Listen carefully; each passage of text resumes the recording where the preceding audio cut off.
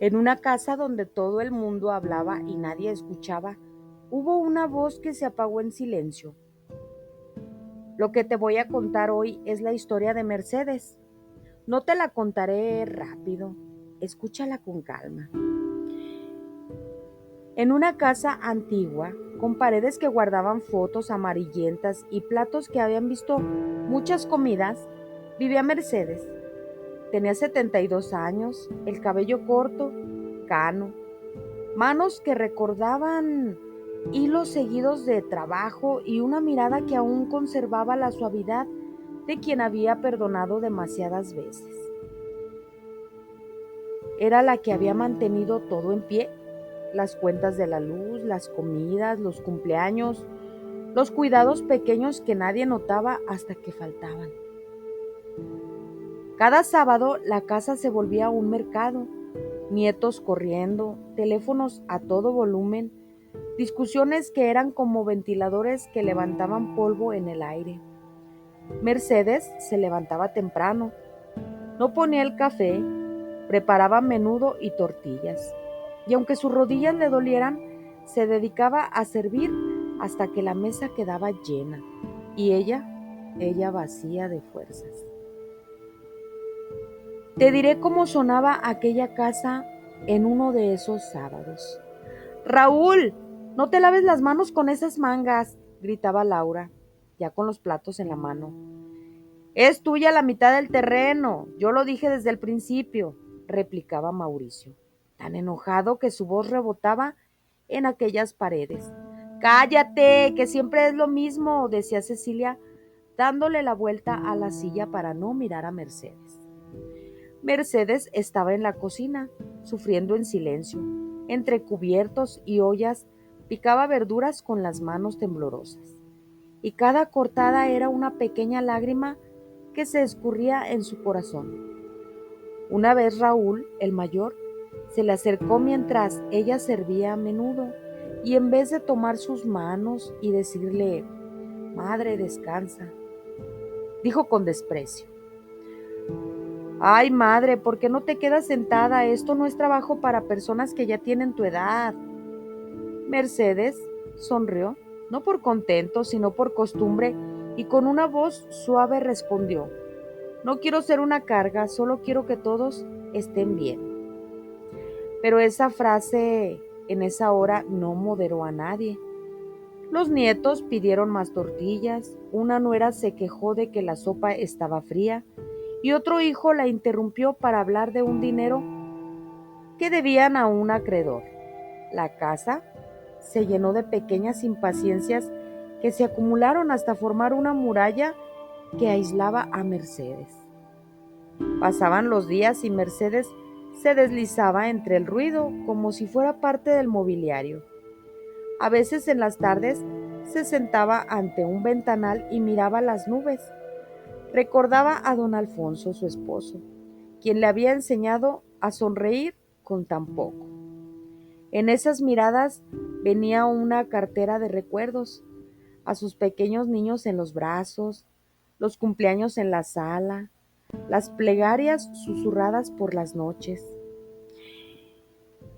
En una noche en particular, que quedaría clara en su memoria, antes de volverse silencio, la familia celebraba el cumpleaños de un nieto.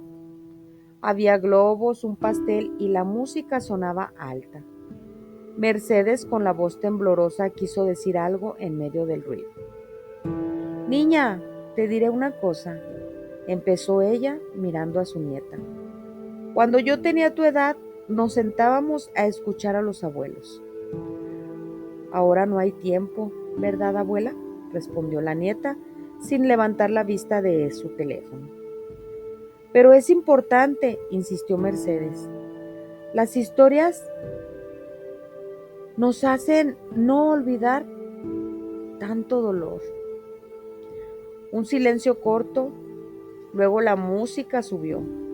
Mercedes respiró profundo y en su interior se repitió: si no pueden escucharme aún, al menos que no me hieran. Volvió a la cocina y terminó de limpiar los platos. Esa noche antes de ir a dormir, se quedó de rodillas junto a su cama. Sus manos que habían sostenido tantas vidas se unieron en oración. Señor, susurró, dame paciencia, no quiero ser una carga. Dame las fuerzas para seguir amando. Y si ya mi lugar no es aquí, tú sabes lo que es mejor. Hágase tu voluntad. Es importante aclarar que su oración no era de odiosidad, sino de fatiga. Mercedes había dado hasta lo que le quedaba, y en ese día su alma estaba agotada. Pasó la noche. La casa seguía llena de gente, pero con menos brío. A la mañana siguiente, alguien fue a buscar a Mercedes para que preparara el desayuno como siempre. Nadie la encontró en la cocina.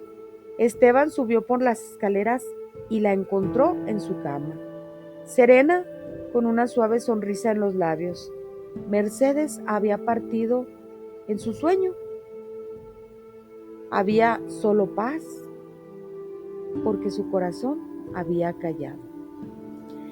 El momento del descubrimiento fue brutal en sus contrastes. La casa que días antes reía, sin mirar, ahora gemía.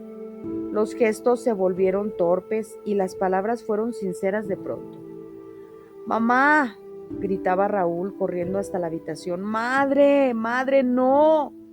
Mauricio se aventó al piso, las lágrimas corriéndole por toda la cara. ¿Cómo no nos dimos cuenta?, murmuró Laura desgarrada. Le decía que quería para comer, le decía lo que quería que me hiciera, pero nunca le dije gracias. En ese momento cada uno se vio a sí mismo en un espejo que mostraba su egoísmo. Nacieron las palabras que no habían dicho. Perdóname, te amo, no sabía. Las nueras bajaron la cabeza. Los nietos separaban los juguetes, confundidos por las lágrimas que veían por todas partes. La función de despedida no fue solo un ritual, fue el espejo de su vida. Vecinos vinieron, personas que habían conocido a Mercedes por años se acercaron y contaban pequeñas anécdotas de cómo Mercedes cocinaba para todos, de cómo curaba enfermedades con remedios caseros, de cómo suprimía una discusión con una palabra suave. Cada relato era una lágrima que los hacía ver su propia ceguera. En la casa los diálogos cambiaron. Donde había discusión, ahora había silencios largos. Se sentaron a la mesa, pero no para comer. Se sentaron para preguntarse qué habían hecho mal. Siendo sincero, dijo Raúl entre sollozos, nunca le dije gracias por todo. Siempre tenía prisa. Ahora sigo sin poder creer que no le dije adiós. Yo pensé que ella estaba bien, confesó Mauricio, que era solo la edad. Nunca le pregunté si necesitaba algo más que mi presencia. Laura, quien había sido severa con Mercedes, cayó de rodillas. Mercedes, Mercedes, si te hubiera dado más tiempo, no habríamos llegado a esto. Y se cubrió el rostro. Aquel día los miembros de la familia experimentaron un duelo extraño. No solo lloraban a Mercedes, sino que lamentaban no haberla escuchado viviendo. Se dieron cuenta de que los pequeños gestos que habían ignorado, los abrazos sin respuesta, los días en que ella se quedó en casa en silencio para no molestar, las veces en que ella se quedaba callada y soportaba las críticas en silencio o respondía con dulzura. La vecina doña Rosa les dijo algo que se les quedó grabado a todos. A veces creemos que alguien siempre estará, pero la vida nos enseña que lo importante es lo que damos mientras podemos. La familia organizó un homenaje entre lágrimas. Ahí salieron palabras bonitas. Gracias por darme todo. Eras la luz de la casa. No sabía que me amabas tanto. Esas frases que habían faltado en vida llenaron la casa como eco tardío. Pero la historia no acaba con la lágrima. Lo que sucedió después fue lo que realmente cambió todo. La familia decidió que con la partida de Mercedes no sería en vano. Se hicieron promesas, y no promesas vacías, sino decisiones pequeñas y concretas. Esteban propuso: a partir de ahora, cada domingo nos sentamos a comer juntos sin teléfonos. Mauricio dijo: escribiré una nota a mi madre cada semana, no solo en mi cabeza. Laura prometió: voy a llamar a mi suegra todos los días, aunque sea para decirle te amo. Esos cambios no borraron el dolor, pero pusieron un saneamiento en las heridas. La casa, que antes era solo un ruido, empezó a tener tiempos de silencio, que ahora se usaban para escuchar en las navidades siguientes. Los nietos ya no corrían con los oídos pegañados al teléfono. Se sentaban y pedían que alguien les contara la historia de don Alfonso, o de cuando Mercedes prefería hacer bolillos para cubrir los fríos. La vida les mostró que hay mil formas de amar: con dinero, con ayuda, pero sobre todo con tiempo y atención. Mercedes en su partida había dejado el mensaje más simple y doloroso: no tomes por hecho a los que te sostienen. Mira, esta historia es una llamada para ponernos a pensar que a veces decimos lo necesario, pero la vida pide más que palabras, pide presencia.